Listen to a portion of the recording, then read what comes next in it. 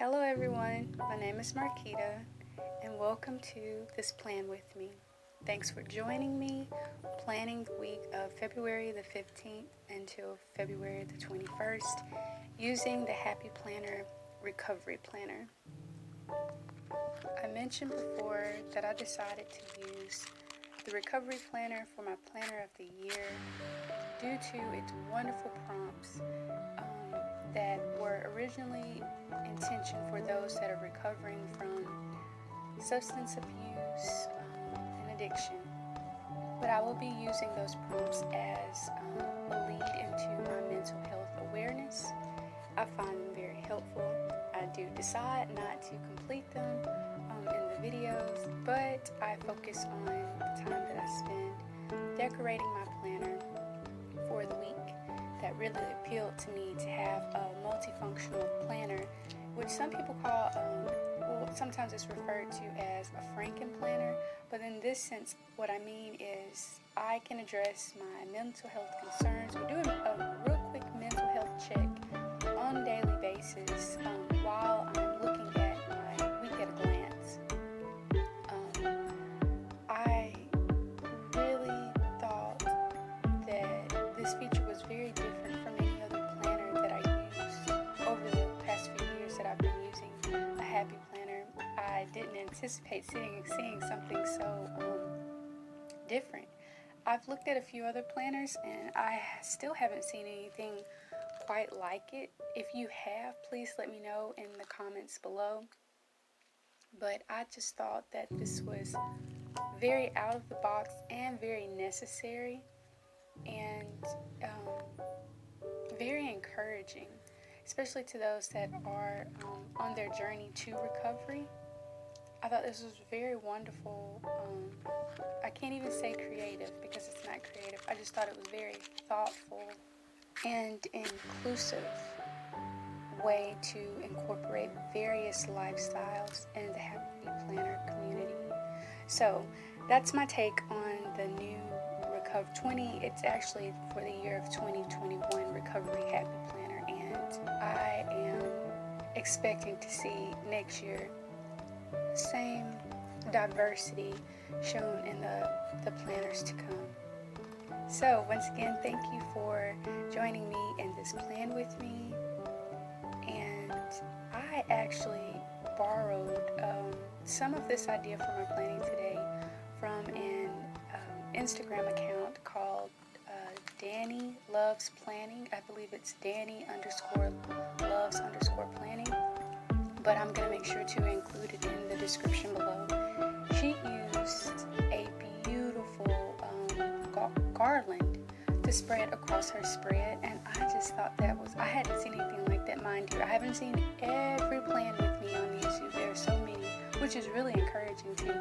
But I hadn't quite seen one carried out in the way that she used it. And I told her, and I asked for her permission, if I could also record something very similar, and it was approved. So thanks again, Danny, for this awesome idea. Because that's what it's all about, right? In the planning community, it's actually one of the biggest compliments to snatch somebody's spread. Snatch monthly spread, weekly spread, style. It's all about being encouraging and inspiring. So I really appreciated her attitude about that. And that's, like I said, one thing I love about the planner community. I really feel the camaraderie in it. And with that being said, thank you guys so much for supporting my channel and sending in your likes and leaving your comments. I really do appreciate it. And if you also could please leave comments on things that you would like to see, or sticker books that you have that you enjoy, or any type of tips, I'd really appreciate it if you left it in the comments below.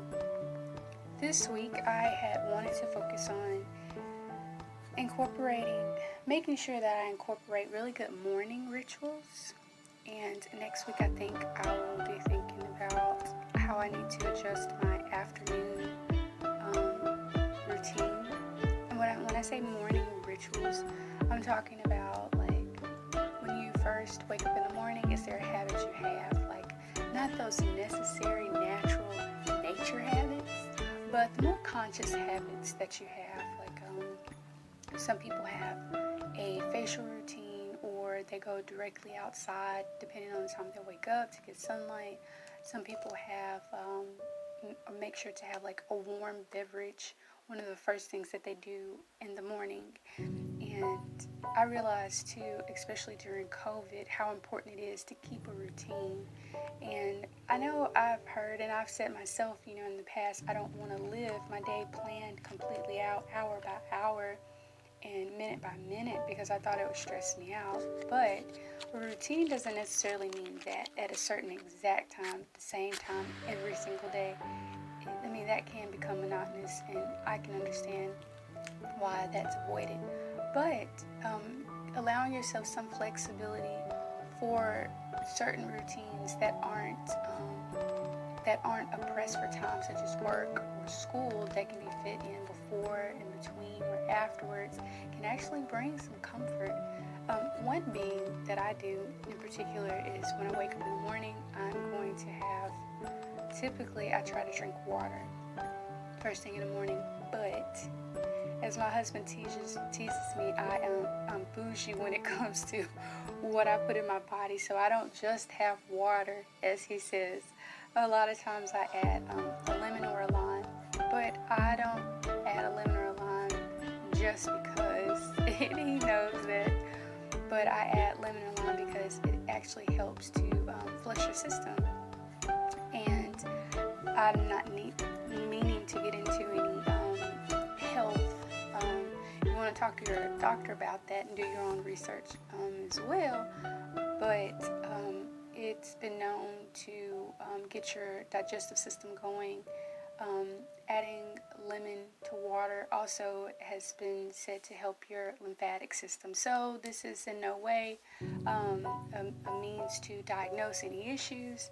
It's just to relay the knowledge that I've gained over the years about the refreshing method of drinking lemon in your water. Most people know that it actually helps build the alkalinity and balance out your body composition as far as being alkaline and acidic. And being acidic can lead to a lot of stress in your body and inflammation. So that's another reason why I add lemon to my water in the morning.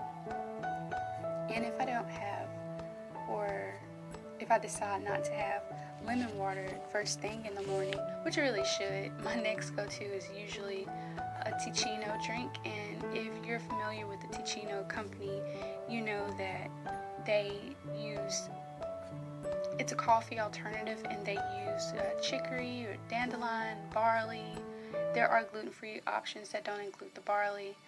It has dates. It's a combination of tea, a combination of herbs that mimics the same, if not better, taste of coffee. And I'm not a big coffee drinker because it can tend to give me the jitters. It's the caffeine that could give me the jitters, as well as the sugar. But I love having either white tea, Teeccino, matcha tea, lemon water, lime water, sometimes a mix of the two. One of those warmer beverages. Yes, and when I say water, I don't mean, from the refrigerator or a really cold water. I actually don't care to drink cold water. But I do make sure that I have something comforting to drink or cleansing to drink the first thing in the morning. That's my ritual of choice. And also to avoid sugar first thing in the morning. So instead of using sugar, I usually use monk fruit. And I've tried a lot of brands of monk fruit. And the one that I settled on was the Lacanta. I believe that's what it's called. It's in a red bag. That's so funny. We associate everything with colors, but it doesn't spike insulin levels. And it almost tastes exactly like sugar. You can use it at the same amount of that particular monk sugar, and it's dried. It's not a liquid. so it's granulated, not a liquid. Use it the same way that I would regular sugar, and I haven't found that particular brand to have an aftertaste, which is really rare when it comes to sugar substitutes. Even stevia, I'm not crazy about that at all, but I noticed that the monk fruit doesn't have an aftertaste. It is very, very pleasant. Actually, since COVID, that being a ritual of having something warm to drink, because I've been working from home, I tend to have my breakfasts later. And I thought about that last week. The word breakfast, we hear that break fast and breakfast, and doing a little research on intermittent fasting, and I've done it in the past. I picked that back up again because I'm not as active being in my home, especially when I first start my work, so my appetite is different. So one of my rituals is to eat breakfast when I break my fast a little bit later in the day, like a late morning. So I probably won't have it until maybe like 10 a.m., 11 o'clock. And then even when I break my fast, I try to make sure that it's not something that's going to be real harsh on my system, like real fatty or super concentrated in carbohydrates, because when you are fasting, it gives your body time to repair itself.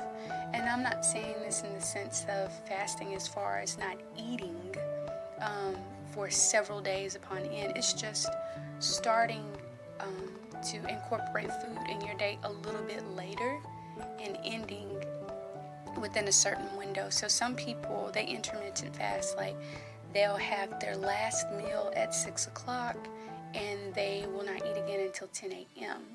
Now that really encourages you to go to bed at a good time, because if you stay up, I know, later than like 10, and when you haven't eaten since 6, you're gonna get hungry and you may have a tendency to raid the refrigerator. But I have noticed a difference in my health and my inflammation, and I do have quite a bit of inflammation, which I can control a lot with my diet and lowering my stress level. And I find that intermittent fasting really helps with that, but at the same time, when you are eating, I've noticed that when I still eat healthier, I have a lot less inflammation in my muscles and joints. So when I break my fast,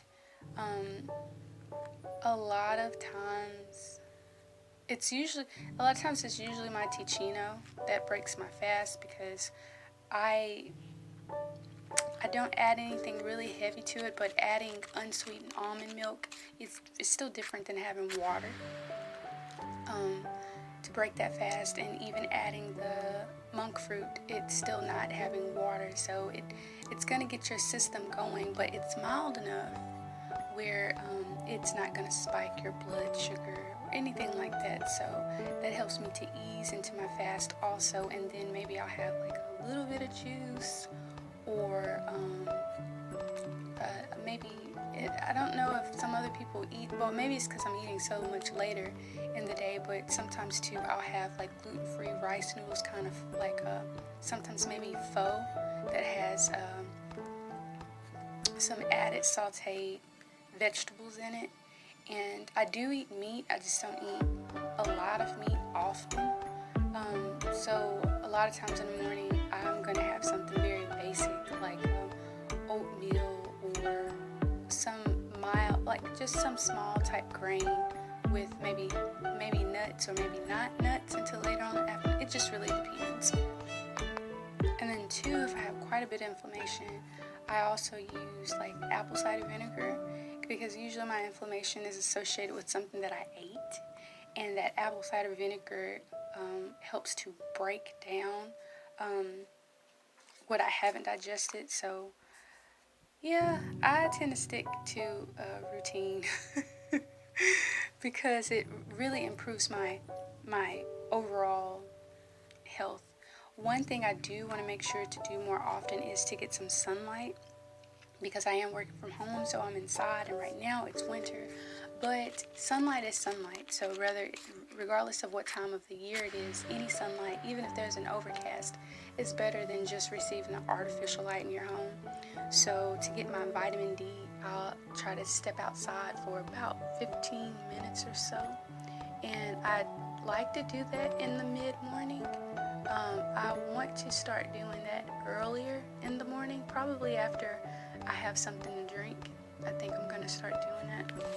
But as long as I know that I'm going to get my sunlight, that makes me optimistic about my overall health as well.